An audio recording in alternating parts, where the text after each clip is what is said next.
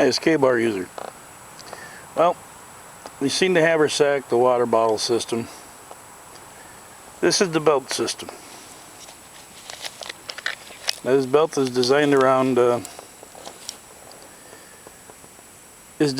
so if I don't have the rest of the system with me, this belt will keep me going. So let's go through it real quick and see what we got. In this pouch here, since I'm carrying Stumpy, which is a 20 gauge double barrel, I have a hard time opening it. That's what I have. I carry 7 or 8 triple-aught buck, and there's also 2 slugs in there on the bottom laying flat.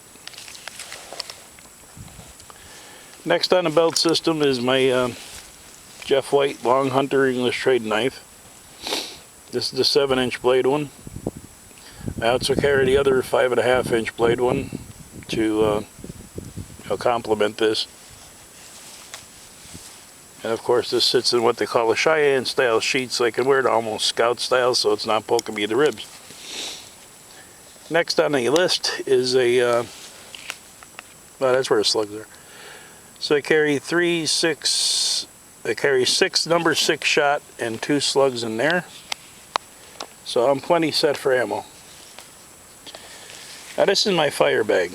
Yeah, I know I got a lot of redundancy with fire.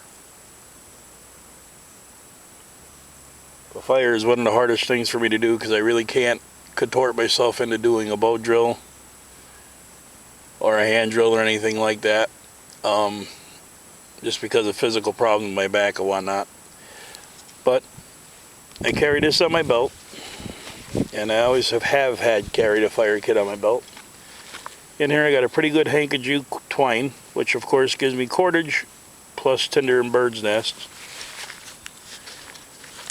There's another piece of that rock. I don't know if you can see that or not, but boy, it strikes good on any kind of carbon steel. It also strikes the fire rod, fire steel, iron match, whatever you want to call it. Now these are the ones that Mountain Man sells. Mountain Man 1478. And let me tell you, it must be because it's a softer mist metal. These things really throw a spark. And it's probably one of the best ferro rods I've come across.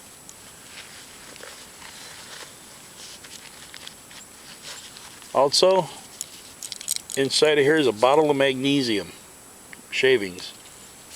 So I'm guaranteed a fire here. A lighter. It's like a clown purse. And in this bag, there's strike anywhere matches, a lighter, dryer lint, and some fat wood. And that's the end of my fire kit. This bag here, and by the way, these are handmade bags. This bag here is a survival kit. Now, it might not look it, but wait, you see what I got in there. Now, this ain't going completely traditional with the candle and everything, but this is an emergency. I have a mag light that's stuck in the kit. Okay, so I have a mag light in there.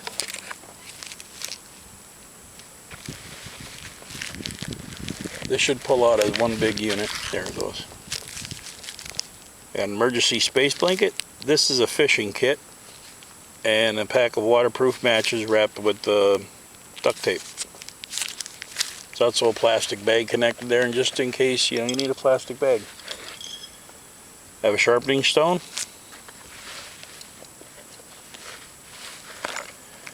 And also just a magnesium bar with the ferro rod on top.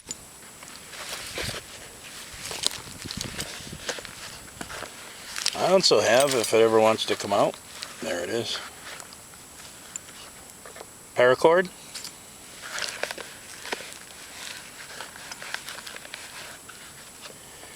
and a tube of chapstick. This chapstick I can wax up dry lint. I can wax up the paracord. I can, seal cuts with it. I can put it on my lips. I can use it for my weapons. I can. I've seen guys make candles out of them. So, there are many uses for chapstick. Not only that, but this is scented chapstick. So if I really needed to bait something, it's a cherry flavor. I could put it on a stick, bait it, put it on a stick, hang it on the opposite bank over there, and wait for a bear or something to come in. If I needed to. Not saying it's the smartest move in the world. Even just say a squirrel will come to that smell. So it's bait, it's a candle, it's a million use thing. So this is the start of the system. Now now that I've taken it apart, I think I'm going to cut back on the fire kits. I have one on my belt, I have one on my haversack. I just got, I think I went through 3 of them already. There's 1, 2, 3 of them. So I think I'm going to cut back on the fire kits a little bit because I can get rid of this kind of stuff and all the extra that's here. And put some more stuff that I could possibly use in there. That's what I carry in my fire kit and my survival bag. Now, I got a chance of fire here. Well, a pretty good chance of fire. I do have a candling device that I can flash if I need to. And I do have the emergency space blanket. I can either curl up underneath it or I can make a shelter out of it. Either or. Just some of these twigs like this here, you can just bend them over, tie them off to the ground, lay the blanket over top, crawl underneath with a little fire. It'll reflect the heat back into you. If it's summertime, obviously you're not going to need that. But you never know. You could be wet and it could be just chilly in the summertime, and you're going to need a shelter. Or if it's raining, I can just pull it out and throw it over top of me and just kind of sit there and wait the rain out. So that's the other part of the system. That's the belt system. And next part of this video, I'm going to be, out of series I should say, let's just say we'll call it the new system series. The other part of the system I'm going to show you is my backpack. Now if I'm on a day hike, I carry this belt, my haversack, my water bottle, and Stumpy. I like Stumpy. With that, I'm guaranteed food. If there's, that beaver, I could have shot him from this distance, and I have food for a while. I'm guaranteed shelter system, and I'm guaranteed a fire system. So yeah, I've got a pretty good system just with the haversack kit, and I've got room in the haversack. If I wanted to, I could put a small food pouch. I know a lot of people don't worry about that, but me being diabetic, I have to carry a certain amount of food and stuff. Not only that, but I like to eat when I'm in the bush. So that's the entire system, and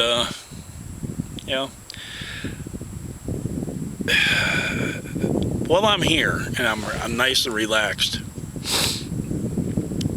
and I'm just having a time of my life right now doing nothing. I'd like to thank you all. I have 22 pages of condolences. It was very touching, and not one of them went unread, trust me, or unheard or unnoticed.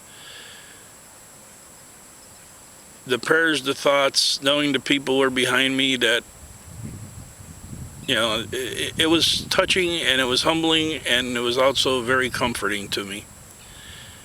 So I'd like to thank you very much, all of you. We got a slew of great VRs.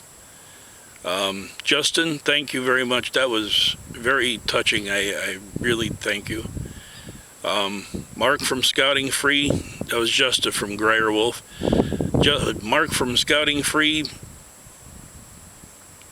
that was my favorite Johnny Cash song. That was the last one he ever did, and he did it from a Nine Inch Nails song, so it was even more obscure and more fun to hear him play it.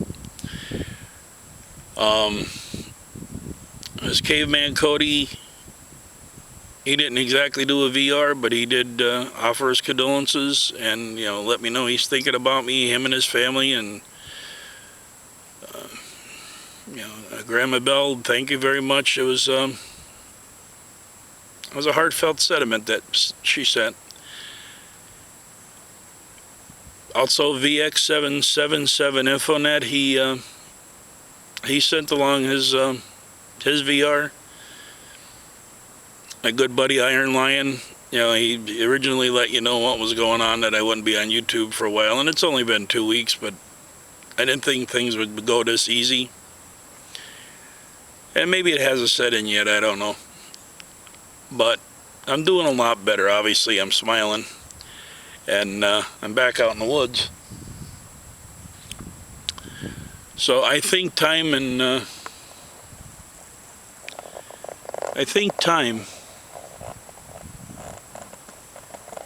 all this you see here, I think this is going to heal me.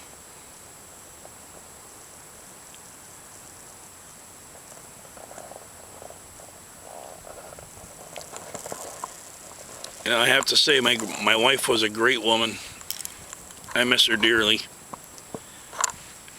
She wouldn't want me staying in the house. She'd want me out here where she knew I was home. Can't get any closer to God. So, thank you all. And, yeah, I'm doing good. So just wanted to let you know that also. If you haven't already, if you couldn't tell by the fact that I'm back out here again. So, thank you very much. And this K-Bar user, don't forget to like, share, and subscribe. And I'll see you on the next one.